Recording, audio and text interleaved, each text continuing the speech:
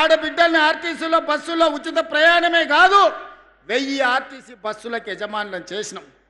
Solar విద్యుత్ ఉత్పత్తి అదాని అంబానీలు కాదు, మా ఆడబిడ్డలకు 1000 మెగావాట్లు ఇచ్చినాం.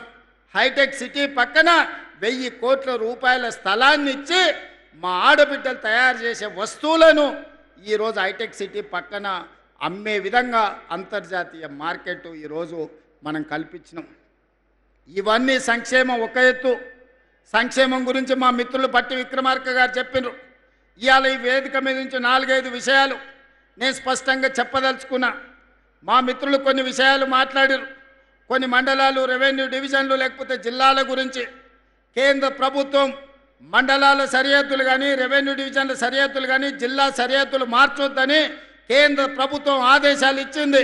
2027 మార్చి 31 వరకు జిల్లా, మండల, రెవెన్యూ సరిహద్దులు మార్చడానికి అవకాశం లేదు.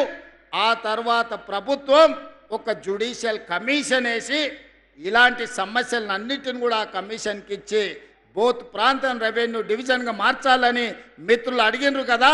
ఆ కమిషన్ ద్వారా ఆ రోజు ఈ సమస్యకు పరిష్కారం చూపించే ప్రయత్నం చేద్దాం. ఇక అదేవిధంగా ఆనాడు ప్రాణహిత చేవెళ్ళ ఈడ తుమ్మిడేటి దగ్గర మొదలుపెట్టి కొడంగల్, తాండూరు, వికారాబాద్ వరకు గోదావరి జలాలను 160 టీఎంసీలు తరలించాలని ప్రాజెక్టు కడితే ప్రాణహిత పేరు మారింది, ఊరు మారింది, అంచనాలు మారినాయి. 1,00,000 కోట్లు గోదావరిలో పోసినట్టు అయింది. కాళేశ్వరం కడితే కూలేశ్వరం అయిపోయింది. 3 ఏళ్లలోనే కట్టుడు కూలిపోడు జరిగిపోయింది. మా ఆదిలాబాద్కు మాత్రం రాలేదు. మా ప్రేమ్ సాగర్ రావు గారు ఎప్పుడు అంటారు, గోదావరి తలా మా పక్కల నుంచే పోతుంది, మాకు మాత్రం నీళ్లు రాలేదు అని. అందుకే ఇవాళ నేను ఈ వేదిక మీద నుంచి మాట ఇస్తున్నా. ఇప్పుడు ప్రారంభించిన సాగునీటి ప్రాజెక్టులే కాదు, తుమ్మిడేటి నుంచి ప్రాణహిత చెవెళ్ళ ప్రాజెక్టును తిరిగి ప్రారంభిస్తాం. ఆదిలాబాదుకు నీళ్లు ఇచ్చి ఈ ప్రాంతాన్ని సస్యశ్యామలం చేసే బాధ్యత మా ప్రభుత్వం తీసుకుంటుంది. మా సాగునీటి పారుదల శాఖ మంత్రివర్యులు ఉత్తమ్ కుమార్ రెడ్డి గారు సర్వేలు చేపిస్తున్నారు, అంచనాలు సిద్ధం చేస్తున్నారు. తొందరలోనే ప్రాణహిత చేవెళ్ళ తుమ్మిడేటి దగ్గర ప్రారంభించి ఆదిలాబాదు ప్రాంతానికి నీళ్లు అందించి తాగునీరు, సాగునీరు సమస్యను పరిష్కరించే ప్రాజెక్టును ప్రారంభించడానికి మళ్ళీ నేను ఇక్కడికి వస్తాను అని చెప్పి మా మిత్రులకు తెలియజేస్తున్నా. ఇక రెండవది, ఈ ప్రాంతంలో ఎర్ర బస్సు తిరగడమే కష్టం.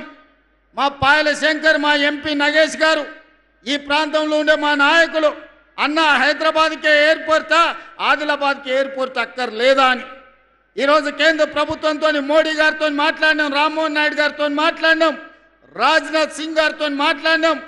తొందరలోనే వీలైతే జూన్ 2 తారీఖు లోపల ఆదిలాబాద్లో ఎయిర్పోర్ట్ ప్రారంభోత్సవానికి శిలా పలకాన్ని వేసే బాధ్యత వేదిక మీద ఉన్న మిత్రులం అందరం తీసుకుంటాం.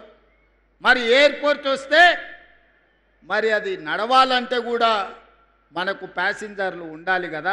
అందుకే ఈనాడు ఈ ప్రాంతాన్ని పర్యాటక కేంద్రంగానే కాదు, ఈ ప్రాంతాన్ని ఒక పారిశ్రామిక కేంద్రంగా మార్చాలని ఆదిలాబాదు ప్రాంతంలో వేలాది ఎకరాలలో గొప్ప పారిశ్రామిక వాడ, దేశంలోనే అతిపెద్ద పారిశ్రామిక వాడను ఆదిలాబాదుకు మంజూరు చేసి ఈ ప్రాంతంలో ఉండే ఆదివాసీ గిరిజన బిడ్డలకు, చదువుకున్న నిరుద్యోగ యువకులకు ఉద్యోగ ఉపాధి అవకాశాలు ఇప్పించడానికి, ఈ ప్రాంతంలో పారిశ్రామిక వాడను ప్రారంభించడానికి తొందరలోనే మీ దగ్గరికి వస్తాను. దానికి సంబంధించిన భూసేకరణ ప్రక్రియ వేగంగా సాగుతుంది అని నేను చెప్పదలుచుకున్నాను. అదేవిధంగా అన్ని జిల్లాలలో యూనివర్సిటీలు ఉన్నాయి, ఆదిలాబాదు జిల్లాలో యూనివర్సిటీ లేదని మా ఎన్ఎస్యుఐ అదేవిధంగా విద్యార్థి యువకులు చాలామంది అడిగినారు. ఇప్పటికే ప్రభుత్వం నిర్ణయం తీసుకున్నది, ఆదిలాబాద్కు యూనివర్సిటీ ఇవ్వాలని.